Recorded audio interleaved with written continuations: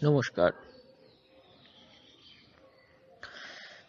আগের ভিডিওতে উপন্যাসের সংরূপ, উপন্যাস কাকে বলে সেটা বোঝার আমরা চেষ্টা করেছিলাম।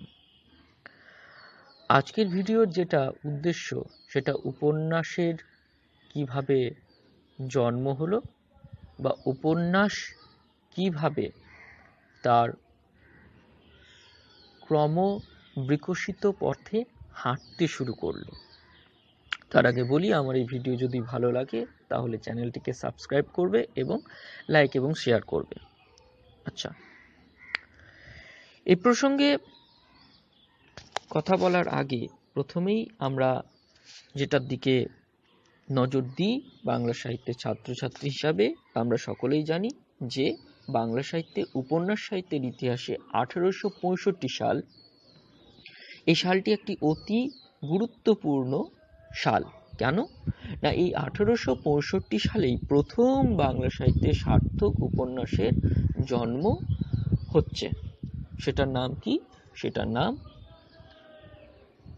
বঙ্কিমচন্দ্র চট্টোপাধ্যায়ের দুর্গেশনন্দিনী।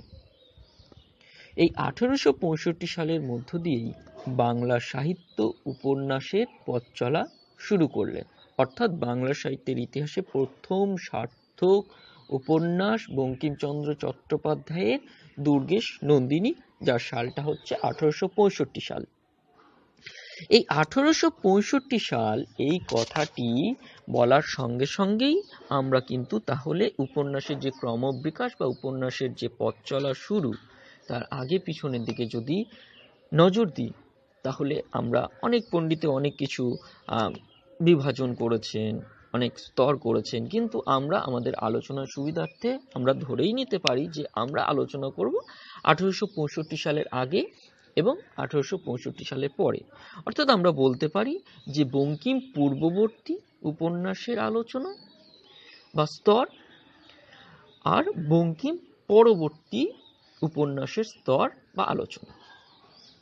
এই বঙ্কিম পূর্ববর্তী অর্থাৎ 1865 সালের আগে, বঙ্কিম পরবর্তী 1865 সালের পরে, এর মাঝেও যদি আমরা আমাদের আলোচনাটাকে বা আমাদের ধারণাকে আরো স্পষ্ট রূপ দিতে চাই, তাহলে আর একটি স্তর আমরা বলতেই পারি যে বঙ্কিম স্তর বা বঙ্কিম অনুসারী ঔপন্যাসিকের স্তর বা আলোচনা। বেশ, এই 1865 সালের আগে আমরা বেশ কিছু নাম বাংলা সাহিত্যের ইতিহাসের ছাত্রছাত্রী হিসাবে শুনতে পাই। কার কার? ভবানীচরণ বন্দ্যোপাধ্যায় শুনতে পাই,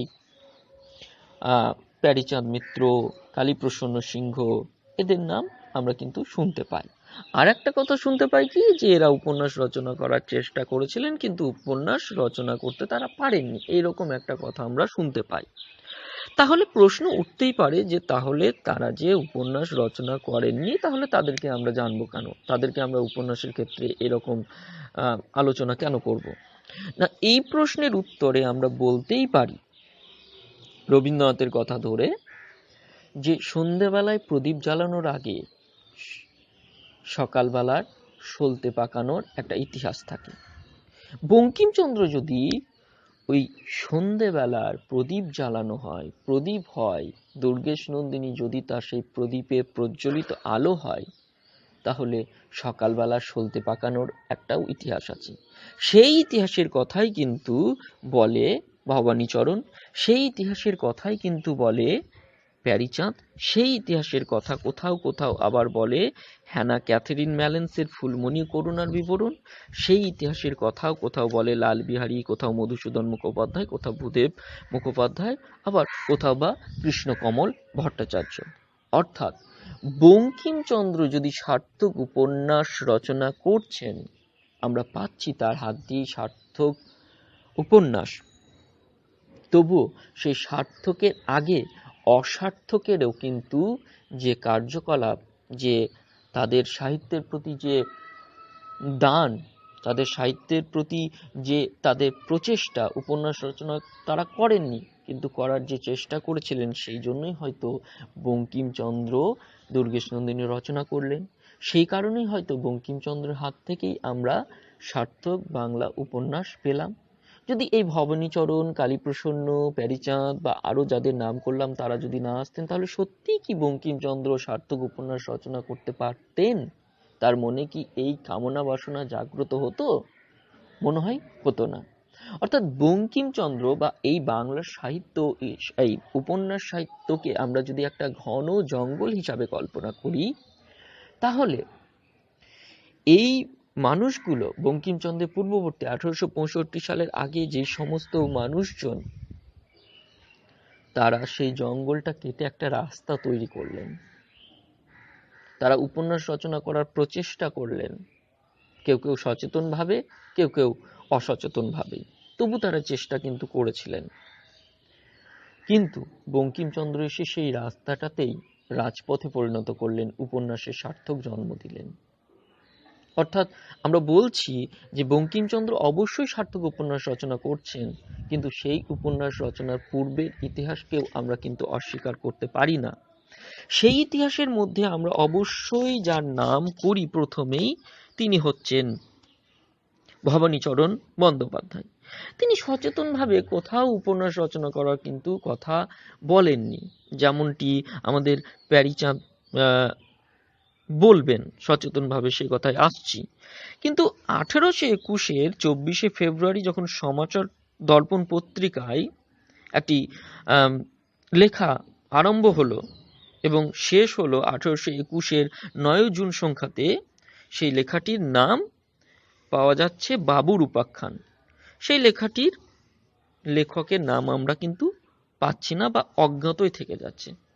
অনেককে অনুমান করছে ইনিই ভবানীচরণ কিন্তু বন্দ্যোপাধ্যায়। সেটির নাম হচ্ছে বাবুর উপাখ্যান। এই বাবুর উপাখ্যানের পর তিনি যেই গ্রন্থটুকু আমরা স্পষ্টভাবে পাচ্ছি, যে দুটি গ্রন্থ, সেই গ্রন্থ দুটি হচ্ছে নববাবু বিলাস এবং নব বিবি বিলাস। কি? বাবু বিলাস এবং নব বিবি বিলাস। নববাবু বিলাস পেলাম আমরা 1823-এ, নববিবি বিলাস পাচ্ছে 1830-এ। দুটি রচনাতেই তিনি, তার উদ্দেশ্যমূলক ছিল এইরকম যে নববাবু বিলাসের মধ্যে তিনি ধনী দুলালের উদ্দাম জীবনযাপনের একটা করুণ পরিণতির কথা বলছেন, এবং দ্বিতীয়টিতে অর্থাৎ নববিবি বিলাসে তিনি দেহজীবী মেয়েদের কথা চিত্রিত করছেন। এই দুটি রচনায় অর্থাৎ নববিবি এবং নববাবু বিলাসের তিনি 4টি খণ্ডে বিভাজন করছেন, অঙ্কুর খণ্ড, পল্লব খণ্ড, কুসুম খণ্ড, ফল খণ্ড। এই প্রত্যেকটি খণ্ডে বিভিন্ন তিনি কথোপকথন বা বিভিন্ন ঘটনা কিন্তু তুলে ধরছেন। কিন্তু কোথাও তিনি সচেতনভাবে কিন্তু যে উপন্যাস রচনা করার তাগিদেই এগুলি রচনা করছেন, সে কথা কোথাও আমরা পাচ্ছি না।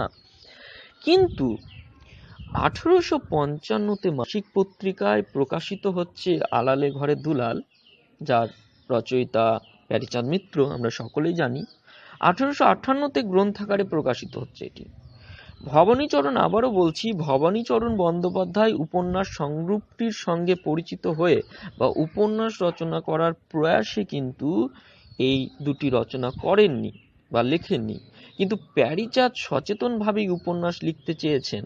তিনি নিজেই উপন্যাস বলেছেন তার রচনাটিকে। তার আলালে ঘরে দুলাল বইয়ের ভূমিকাতে তিনি নিজেই বলেছেন এক জায়গায়, দি অ্যাবোভ অরিজিনাল নোভেল, দি অ্যাবোভ অরিজিনাল নোভেল।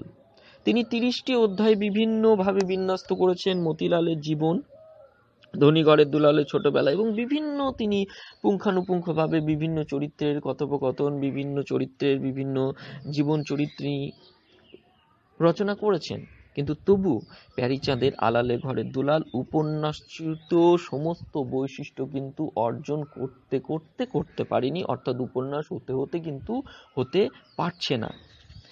এছাড়াও আমরা একটা অসিত কুমার বন্দ্যোপাধ্যায় সাহিত্যের ইতিহাসে ইতিবৃত্তে তিনি একটা উল্লেখ করছেন, the last day of the week নামে একটি ইংরেজি আখ্যান অবলম্বনে হ্যানা ক্যাথেরিন ম্যালেন্স তিনি ফুলমণি ও করুণার বিবরণ 1852-তে একটি রচনা পাওয়া যাচ্ছে। সেটি উপন্যাস রচনা করার তিনি প্রচেষ্টা করেছিলেন, কিন্তু সার্থক হননি।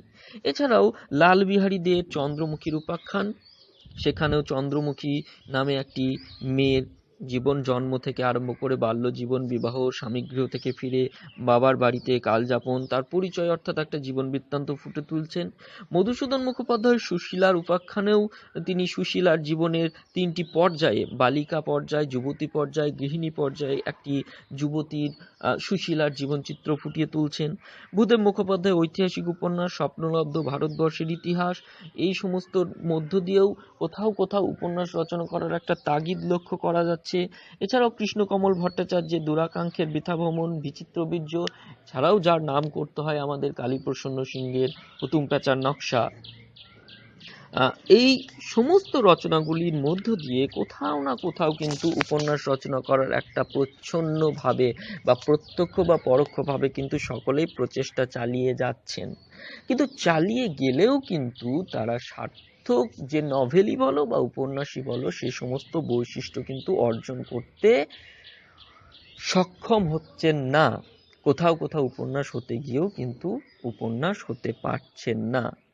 এই সমস্ত মানুষজন, এই সমস্ত একবারে ভূদেব থেকে আমরা যদি প্যারীচাঁদ পর্যন্ত ধরি, তাহলে তারা কিন্তু তাদেরকে অবলম্বন করেই বঙ্কিমচন্দ্র পাশ্চাত্য নভেলের আঙ্গিকে বাংলা সাহিত্যে উপন্যাস, সার্থক উপন্যাসী 1865 সালে দুর্গেশ নন্দিনী রচনা করছেন এবং বাংলা সাহিত্যে উপন্যাসের জয়যাত্রা বা বাংলা সাহিত্যে উপন্যাসের পথ চলা শুরু হচ্ছে। আজকের আলোচনা এই পর্যন্তই। পরবর্তীকালে ভিডিওতে পরবর্তী আলোচনা করা যেতেই পারে। আবারও বলছি, ভিডিওটি যদি ভালো লাগে তাহলে অবশ্যই লাইক এবং শেয়ার এবং অবশ্যই চ্যানেলটিকে সাবস্ক্রাইব করবে। ধন্যবাদ।